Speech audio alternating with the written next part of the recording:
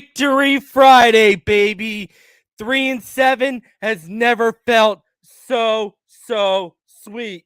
Mwah! Absolutely love it. It's been a fantastic day over here in the Reason household. That's for sure. As the Miami Dolphins, man, we still celebrating over here. We still getting buck wild. 22-10 victory by the Miami Dolphins. I love it. You love it. What's there not to love about it? Let's be honest with ourselves right now. It is a beautiful day in the neighborhood, like Mr. Rogers used to say. Um, I'm happier than a pig and shit. You should be too. It's absolutely beautiful, man. Um, so guys, we're gonna do the post game show. We already got 63 of you in there. Smash that like button, subscribe if you're new. Tonight, 9:30 p.m. on this very channel. Myself, Dudley Durong, TD Fins Talk, Mr. Ballgame, Neil Driscoll is gonna join after it starts. Hopefully EM will join after it starts. Martin will be here, and we're gonna do a little bit of a mid-season round table for all of y'all. So be on the lookout for that. You know it might get hot and testy up in these YouTube streets tonight. It might get a little testy. Shout out to Wayne D. Appreciate you for becoming a member, homie. Guys, you look at the schedule ahead. You look at the teams we got to face ahead. And guys, between the Jets, between the now Cam Newton led Panthers, the Giants, and the Jets again, baby, we could very well be on our way back to 500. Let's get there. Let's get back to 500, man. I believe. Let's go. Let's go. Man, we are so high out here coming off this win. We're so high off this win that a lot of us are believing we can rifle off and win the next 7 straight and finish this 10-7. Because last night, whatever you want to say, was a goddamn movie, baby. And we all had front row seats. Man, I'm just like, you look at, Brian Flores, he stepped up to the plate. He's had some bad coaching go on in terms of growth and development from his staff, not him specifically, but he's mismanaged the clock at times. He's had some bad in-game coaching decisions that have contributed, not been the sole purpose, but contributed to L's this team has had to take. And yesterday, just like the week before, but that was the Texans. He showed off his defensive prowess and what he could do with this defensive unit. I was thoroughly impressed. Man, I just you look at how they attacked yesterday. 24 cornerback blitzes, the most any quarterback has ever faced since 2015. They had 2 or more corners blitzing 12 times, which is the most since 2010. They had 3 or more corners blitzing 12 times, which is the most 3 or more blitzing 5 times, which is the most in 15 seasons. And they had corners blitz on 11 of the 13 third down dropbacks. Like, we were sending the house, and you look at Javon Holland, guys, it was the time for Javon Holland to go out there and to shine. I mean, Javon Holland, we are seeing a star come into his own right now.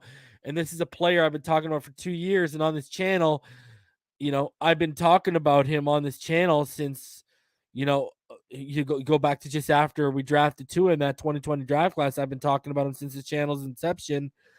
October 2020, I did a video of the top 25 players I think Dolphin fans should keep an eye on that we could potentially draft. And in the top there, the top 10 was Javon Holland.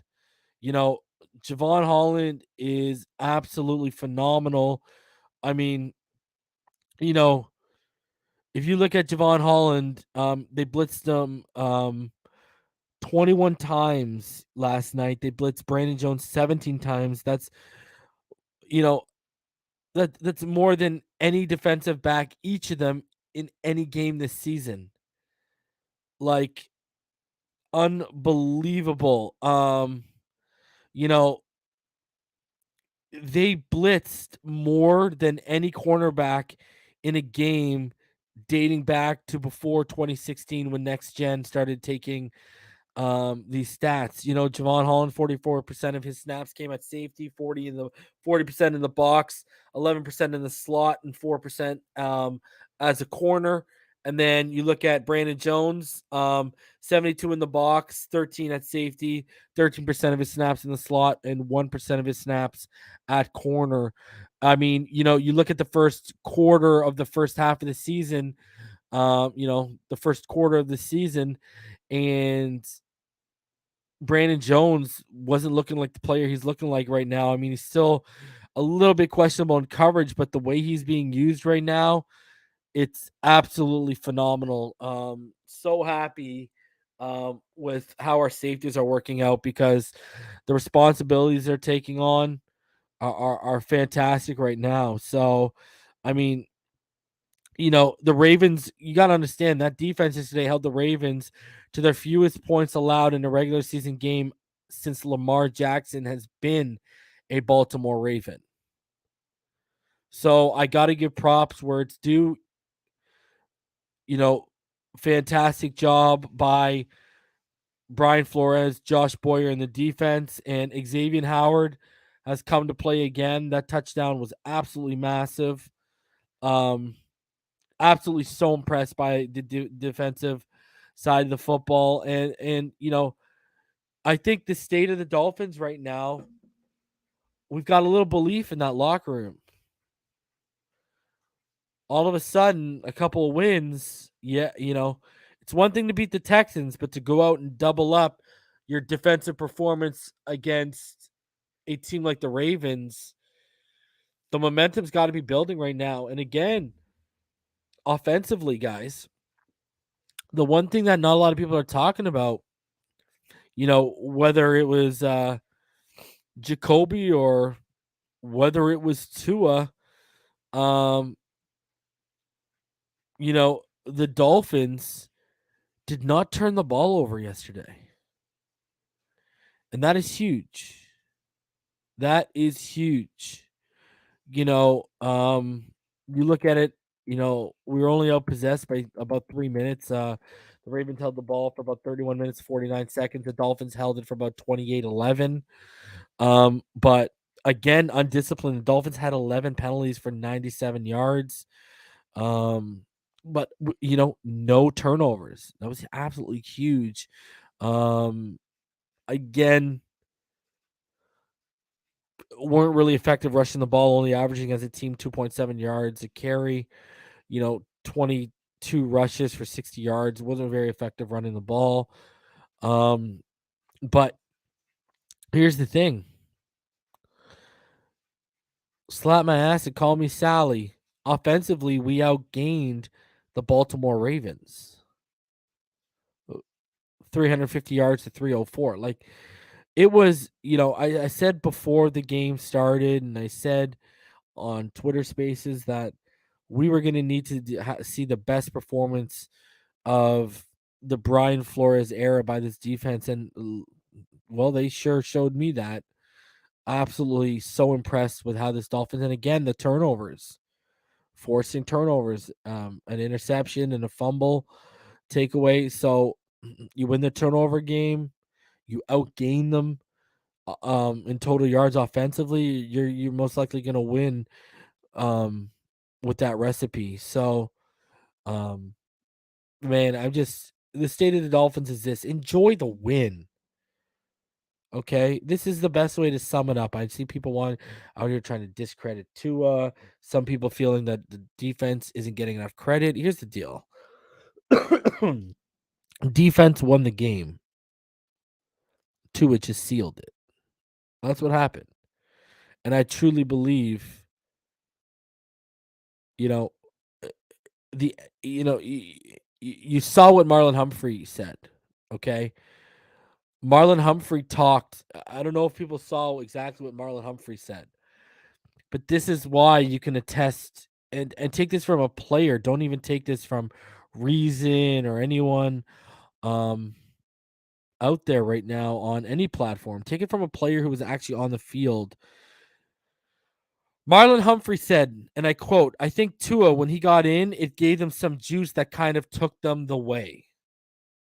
So, even a player noticed the energy change. You notice I said this after the game. It felt like even our defense with that turnover for a touchdown, they found a new level. Like even our defense was playing at an amazing level. They found that phenomenal level.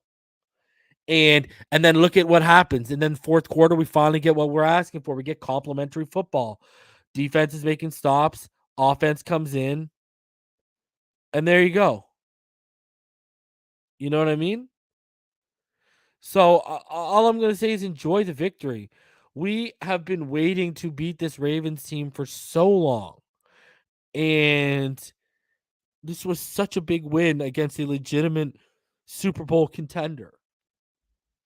So enjoy this win. My state of the Dolphins is simple. Enjoy it, bask in it, revel in it. Like this season has been so crappy, and yesterday was such a wild game. Had the Robert Hunt touchdown that didn't count, which should have, just off effort alone. I mean, Robert Hunt put out more effort in one play as a receiver than Will Fuller has given us all year. Like, just enjoy it, just bask in it. This is one win that we don't. No one needs to nitpick. This was, defense won this game. Tua sealed it. This was a legitimate team win. Brissett helped in the win. Tua helped in the win. The defense was a big part of the win. This was a legitimate team win. Enjoy it. And as a team, as a unit, with a lot of questions and with a lot of distractions going on, was able to beat this Ravens team in prime time. And I agree with what Irving said. Tua grew up last night. I mean, did y'all see Tua after the game? Tua did not look happy at all. I don't know whether it's because he's not happy with how this whole situation has worked out, or whether he's just in like pissed off, angry, let's get to work and disprove the haters mode. I don't know what it is. But I don't know, man. I truly believe that the change to Tua put us over the top, and I don't know if we would have won the game without that. Obviously, Brian Flores agreed because he saw the same thing when Brissett looked ready to go and he sent Brissett back to the bench. And Flores, he had every right to yank Tua after those first two drives, but he stuck with him. Tua got comfortable. And why is it Brissett will only throw to Waddle when he's wide open downfield if he sees him? Yet Tua has now thrown deep to Waddle multiple times in contested areas, and Waddle will make the catch. I'm just saying. I'm just saying. All on my state of the address is this simple. Just enjoy the win. Now, because of where the season is at, it's the small victories that matter. And guess what? Yesterday was a huge victory. Let's enjoy it. We can unite under this victory. Let's worry about the Jets and everyone else after that. So I just think people just need to relax, come together, and enjoy this victory, because guess what? We get to watch Sunday football worry free because we won and we beat one of the best teams in the NFL, and we beat them in prime time for the nation to see. Like, I don't know if y'all have seen, but the narrative is starting to change a little bit um with Tua right now. I don't know if y'all have seen it. And I mean, it's just, man, our defense is so good. I'm so happy they're back to playing the level they were at last year. Like, it's just so enjoyable to see that defense playing at a high level because it truly is special when it gets going. I mean, I don't know what else to say. It's truly something to watch. Like it's really fun, and I want to play a clip for all you guys because a lot of people are not. I'm saying this is what people are saying. I'm not talking about. Don't put words in my mouth. I'm gonna put it out there for you guys to decide, not for me to decide. But Sports Center, they put out a narrative, and I want to ask you guys, and this is what happens when the game happens in national spotlight, and this is what I was talking about with the narrative potentially changing with Tua Tagovailoa right now. And this clip I want to play for you guys, it was from this morning's Sports Center. And I'm gonna play this clip for you guys. And again, smash that like button, subscribe for you. This is what I'm talking about. The narrative is starting to change a little bit, ladies and gentlemen. And it's going into his favor. And I saw people talking about this, not this clip, but this scenario on Twitter. And now SportsCenter put out the narrative.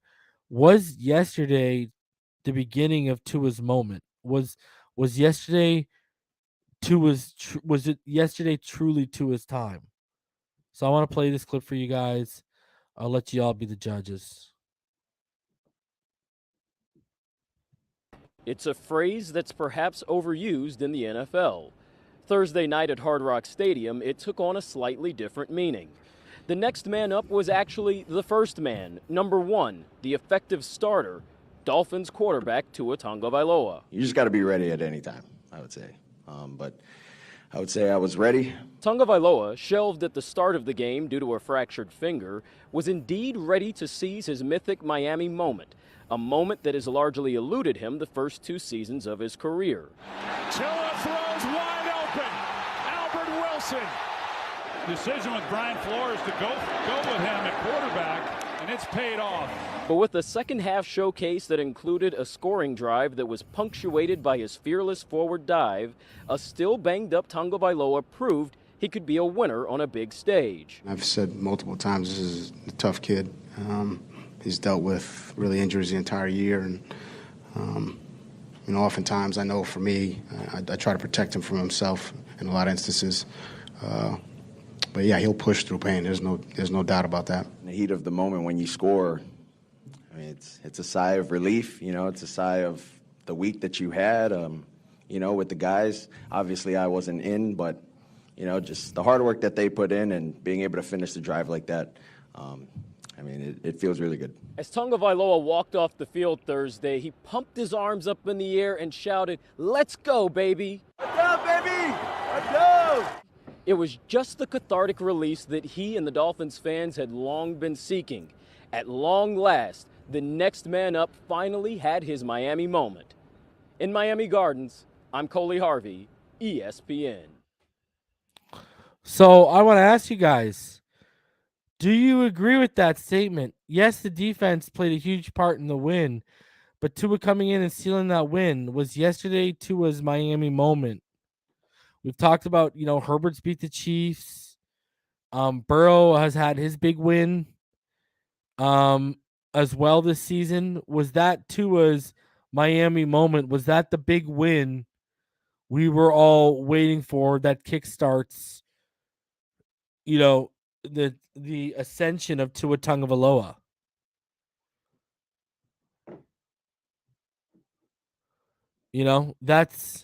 That's what you got to ask yourself is, because the media is creating that narrative. I'm not even creating that narrative. I'm just asking you guys what you think. I still think, I think that was a huge victory in his career, but I don't think that's his moment yet. I don't think we've seen Tua's moment in the NFL yet. Whether that's with Miami or with another team, I don't know. Now, was it a big, you know, moment in terms of you can build some momentum off it? I think for sure.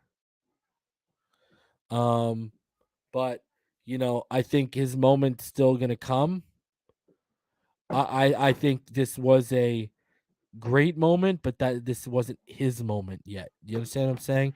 It was a great moment for him, but it wasn't his moment yet. His moment is coming. That's what I think. So, but I'm hoping this starts the ascension leading to his moment. That's what I'm hoping this starts. And they did say something that was right. They did say something that was right. He did prove he can win on a big stage. So, man, I'm just happy. I agree, Ronnie. Monday Night Football, New Orleans Saints, Tua Tagovailoa, as I like to call him. This is what we call him over here. Prime time Tua, baby. Prime time Tua. Let's go get that. You give me that prime time Tua on Monday night. Let's get that, baby. Let's get it. Shout out to Fred for the $1.99 super sticker. And shout out to the homie Cat for life. Couldn't have said any better reason. I've been critical of the kid, but what we saw last night cannot be debated. Enjoy this, everyone. Yeah, that's it, man. Like at the end of the day, just enjoy this. Like bask in it. Like we got to win, and it wasn't against a shitty team. This is bigger than the week 1 win, and that week 1 win wasn't against a slouch. This was a big win. This might have been the biggest win in the Brian Flores era so far. Think about that for a sec. This might have been the biggest win in the Brian Flores era. Defense, put it on a platter. Tua came in and sealed it. Love it.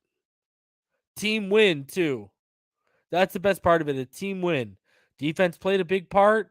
Jacoby played a part. Tua sealed the win off. Love it. Taking it. I'm taking it. So let's go to MetLife and roll through these Jets. Mike White? I don't think so. Mike White, now it's time to make him look pedestrian. If we can do what we've done to Lamar Jackson in that first half in that last Bills game against Josh Allen, I ain't worried about Mike White. Let's go feed this man the nightmare. Let's go end this. All right. Now let's hop into let's get into the snap counts. Let's get into the next gen stats. Let's get into everything. Feels like it's been a while since I've done this stuff. If you'd like to donate to the channel, paypal.me/Phinside. You can also use the super chat. Become a Phinside the NFL Patreon, patreon.com/Phinside the NFL. You will get insider info. You will get further access to film studies. I have 2 coming up over the next couple of weeks. I'm going to be doing a Javon Holland film study, and I'm also going to be doing a Jalen Waddle film study.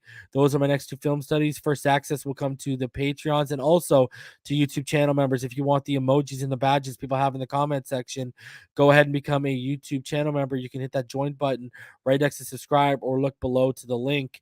The link to the Patreon and to join and become a YouTube channel member is below. PatchVibes.com. Use code Phinside. Save 20% off of your order.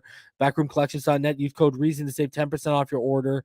And then, of course, ThriveFantasy.com. Use code Phinside to have every dollar up to your first 100 deposited matched. So you deposit 50, they'll match another 50. You deposit 100, they'll put another 100 on top of that. So ThriveFantasy.com, your number one source for fantasy prop betting. All right, all that out of the way. All that said, let's hop in to the snap counts from the Week 10 victory for the Miami Dolphins. And we start offensively when we look at the snap counts. So as we break down these snap counts, these are some takeaways you might have. Obviously you see Albert Wilson, 55% of the snaps. That's the most he's had since week 2. A ton of snaps for Gesicki, 81% of the snaps, but again, came away with zero production catch-wise. The Ravens were just physical with them, jamming them up, covering them well. He had a couple chances from Brissett and Tua to make plays. They just weren't there. You see Christian Wilkins, though, on this list. Christian Wilkins with his 2 snaps, 3% of the snap count out here, getting the old Christian Wilkins sub packages out. You see Tagovailoa, he only played 46% of the snaps. So he didn't even play a full half of the snaps. Again, you look at the usage for the tight ends. Gesicki with his 81 we talked about, but also Smith and Shaheen 59 and 55%. So a lot of tight end usage. Jalen Waddle, clearly wide receiver 1 last night, 88% of the snaps. Preston, Mac, Isaiah, small snap counts. Gaskin, clearly running back 1. Because you see, but the interesting thing is Laird out snapping Ahmed. Interesting to see that. And I think that's coming down to blocking. So that's an interesting little happening. And then as we flip over and we take a look at the defensive snap count for the Miami Dolphins in week 10, these are some of the takeaways that we get. First of all, it's a season high snap count for Van Ginkel. AVG also earned it. He played 92% of the snaps, 67 of 73, but he earned it. He was absolutely phenomenal. One of his best games, of the last 2 years, and it's definitely his best game of the season. You see Justin Coleman, he's been a ball hawk over the last couple weeks, and with that, he has gotten a larger snap count, and he actually outsnapped Nick Needham by a wide margin, over 40 snaps. And then you look at the linebackers. I mean, they're all pretty even. Phillips 56%, Roberts, Riley 38%, 36%. Obviously, Baker's going to get his snaps. He saw 100% of the snaps. And then you look at, again, Brandon Jones and Javon Holland seeing 100% of the snaps. Clearly, the shift has been made. They are our top safety guys. And then, John Jenkins, his snap count going down because Adam Butler, his count has gone way up because he's been playing really good lately. One of our highest, Ogba, phenomenal stuff. And then, you look at Noah Benogany down there, that 25 and that 78%, seeing a ton of snaps on special teams for Noah yesterday. So active, but only in a special team capacity when you take a look at the snap count. And then you look at Kinley, even Kinley getting, because of extra points and such, getting some special teams snaps. So that's that when you break it down. All right, let's get into the grades, because we got a lot to go over here. A lot for me to show you that I want to show you with the PFF grades for the Miami Dolphins. So this is how it looked offensively with the grades. Now, Tua did not grade out very well. Either did Jacoby Brissett. He graded better than Jacoby, but either one didn't grade very well. Isaiah Ford was your highest graded, but he only played 11 snaps. Shaheen, if you go by for 25 snaps or more, Shaheen, Wilson were your top guys. Jesse Davis graded out decently for the first time all year. Jalen Waddle would round out your top 5 if you're including Isaiah Ford. If you're not, then Robert Hunt would, because Robert Hunt was a beast in pass pro yesterday. I mean that sarcastically, by the way. He got up there because of his 91.3 That's hilarious. Oh my god. All right.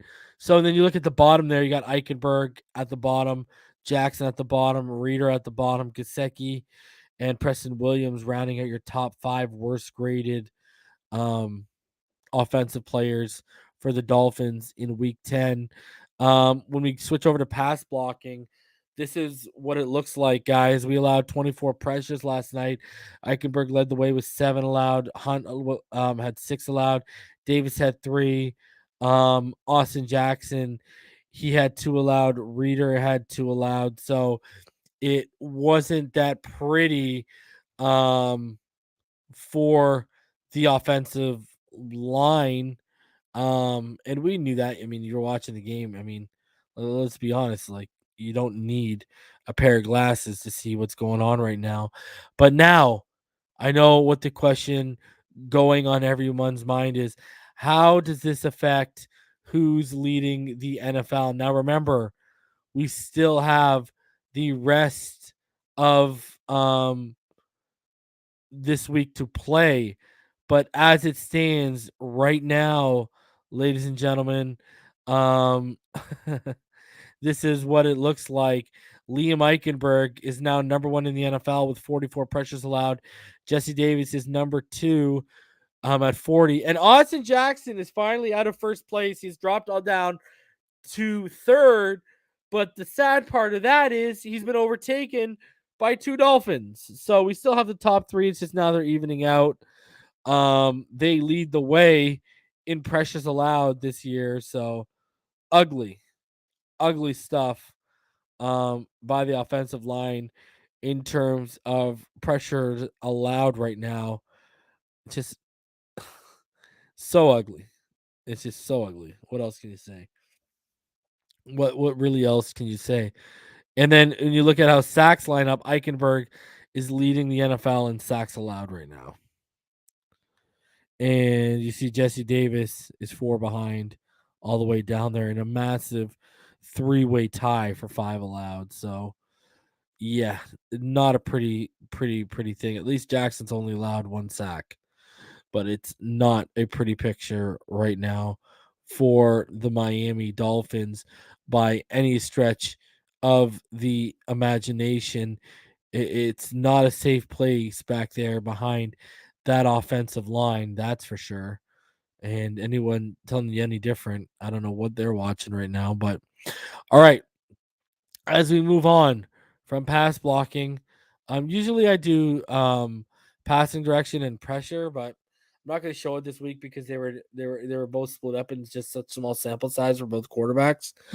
But we will get into defensive grades. So the defensive grades are as follows. Your number 1 graded defender was Xavier Howard. Javon Holland was number 2.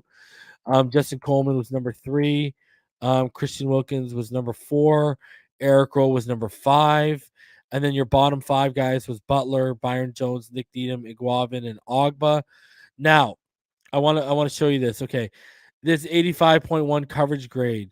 This was the highest grade ever in coverage by Javon Holland. Now, you're probably asking, why is it so high? Well, this is why it's so high.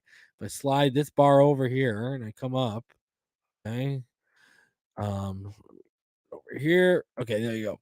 So Javon Holland, okay, if you come over here, he was targeted 4 times. He allowed 1 reception for 6 yards.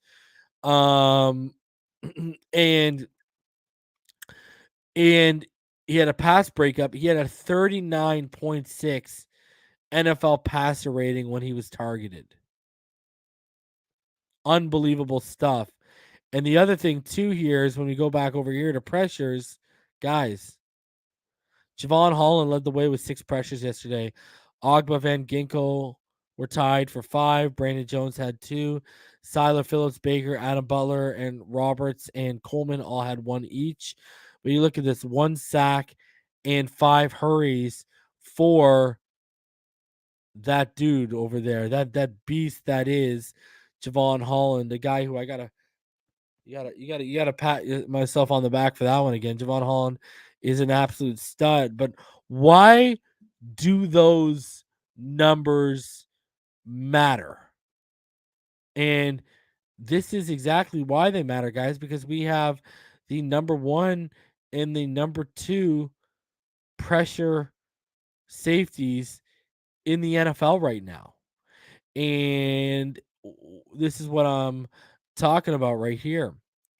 Javon Holland has 14 total pressures, 2 sacks, 3 hits, and 9 hurries. Brandon Jones is number 2 with 12 pressures. Well, again, among safeties, they're tied for that lead with sacks with Caden Stearns, Derwin James, Kari Willis, you know, and then you look at hurries, Javon Holland and Brandon Jones tied for number 2 in hurries. In hits and in quarterback hits, they're tied for number 2. But then you go and you look at hurries. Javon Holland is number 1 in the NFL in quarterback hurries. Brandon Jones is number 3.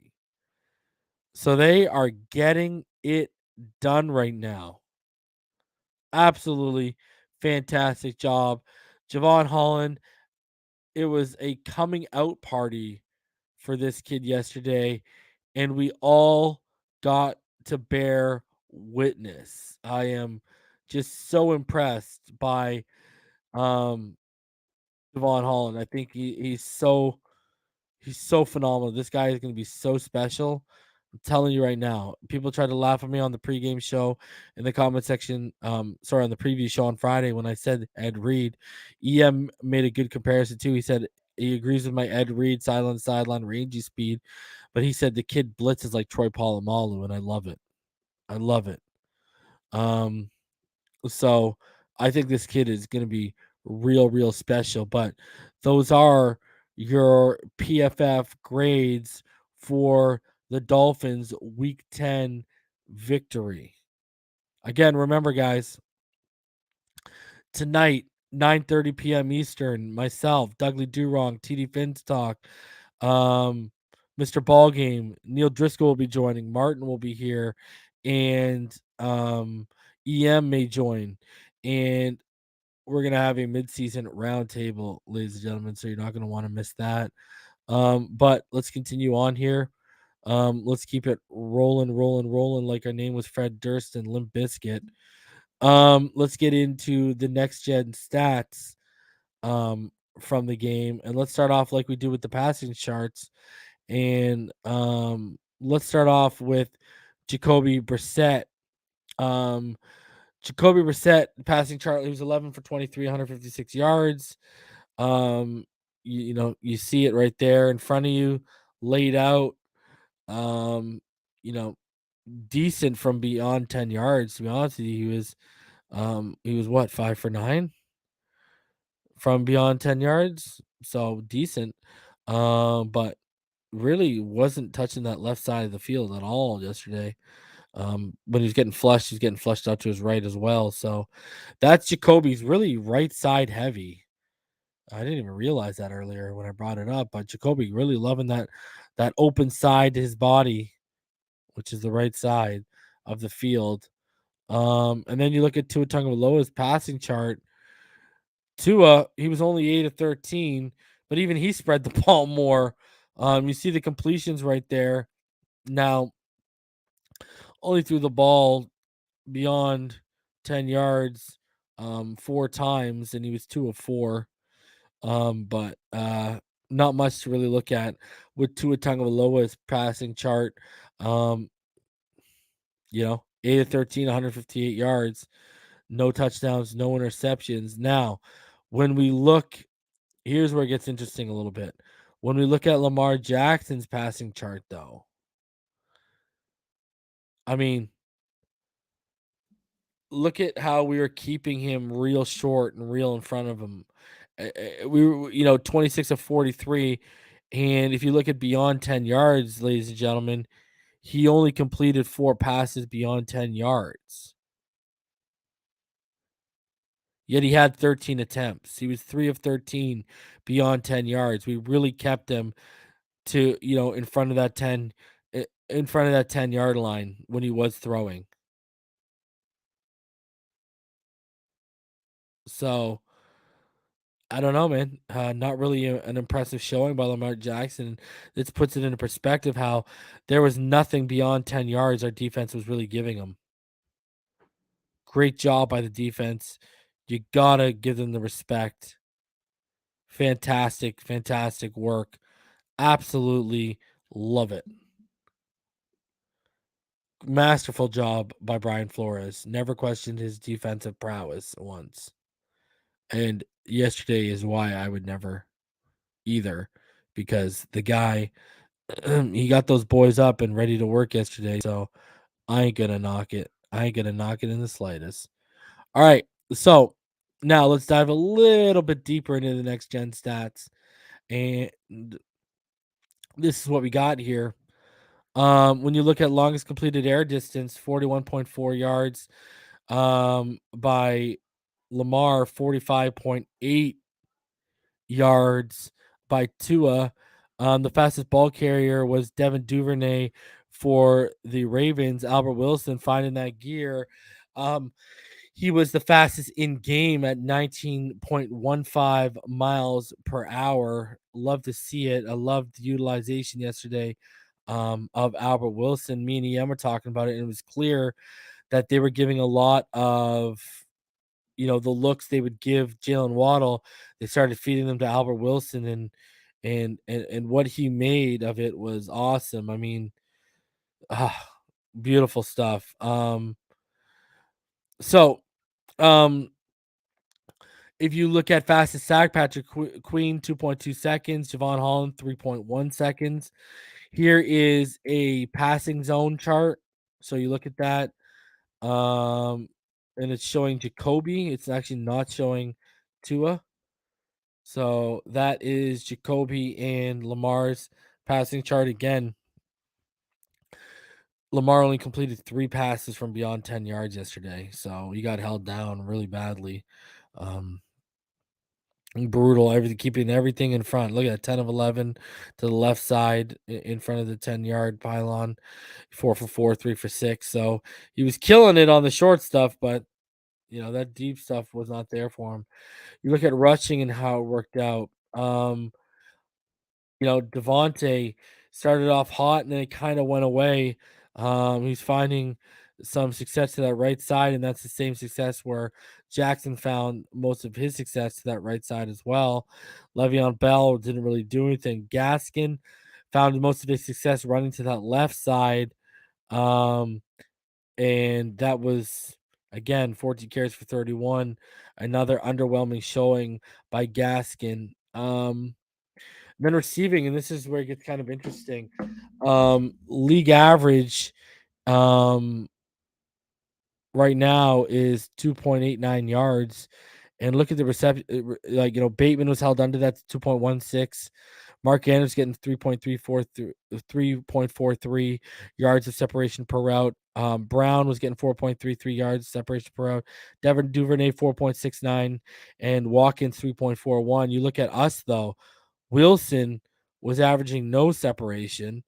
Ford 3.86 yards. Waddle 2.34 yards. Shaheen 1.14 yards. Gesicki 1.62 yards. So again, you're seeing struggles with separation by the Miami Dolphins.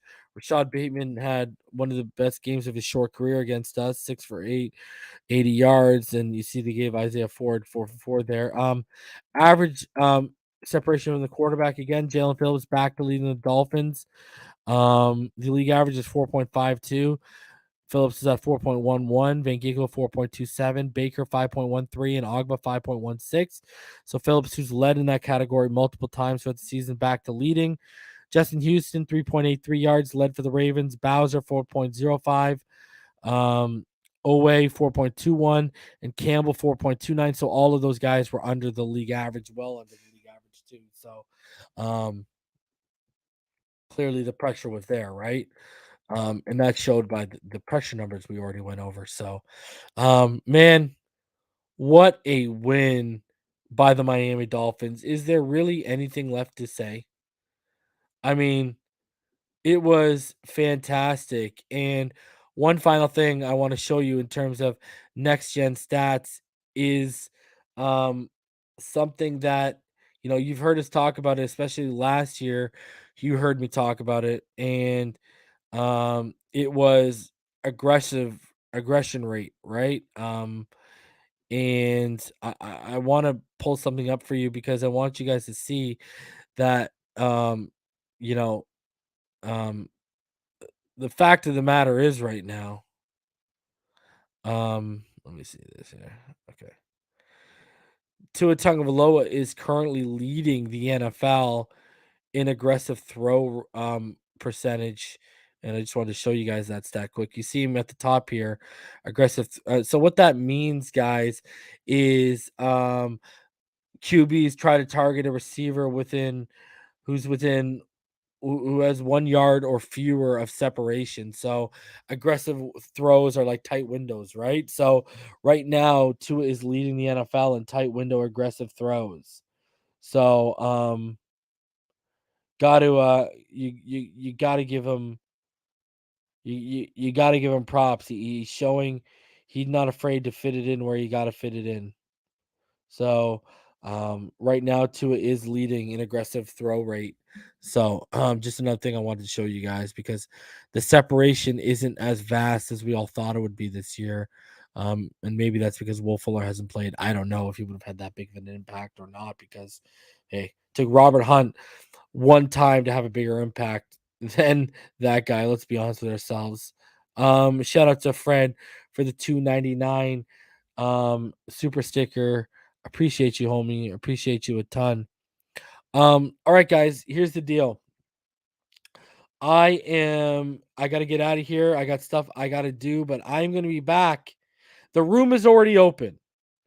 You can go, and if you didn't get the notification, the room is already open for the panel discussion tonight. I need you to go over there. I need you to smash the like button. I need you to show some love because we are going to be live in just under 3 hours at 9:30. There is when it's going to be going down. And again, it's going to be me, Dougley. TD is going to be there. Ball game's going to roll through. Neil Driscoll's going to roll through. Hopefully EM is going to roll through. But it's open right now, and I need y'all to go check it out. And go smash that like button over there. I'll drop the link in the chat right now too, just so you guys have it here. Let me just get the link here. Okay. Drop that link for you guys. All right. I'm dropping that link in the chat for you guys right now. It's going to be a good, Martin's going to be there too. It's going to be a good there's that link for you. It's going to be a good show tonight. So I need y'all to make sure you come through. It's going to be we're going to have some sparks flying at some point, people. It's going to go down, but it's all love, man. It's going to be fun. Can't wait to talk to TD, Dougley, ball game. Hopefully EM comes up. I know Neil's going to be coming. Martin will be there. So it's going to be really, really enjoyable. I can't wait for tonight. Guys, again, listen, links in the description. Go show some love. Go smash that like button so we can help it out in the algorithm. I will see you guys in just a few short hours. I love each and every one of you. I hope all y'all have a good couple hours, and I cannot wait to see you guys back here tonight for the show. It's going to be a good one. Guys, enjoy the victory. The Dolphins beat the Ravens in primetime. Primetime Tua, baby. Let's go. Fins up all day.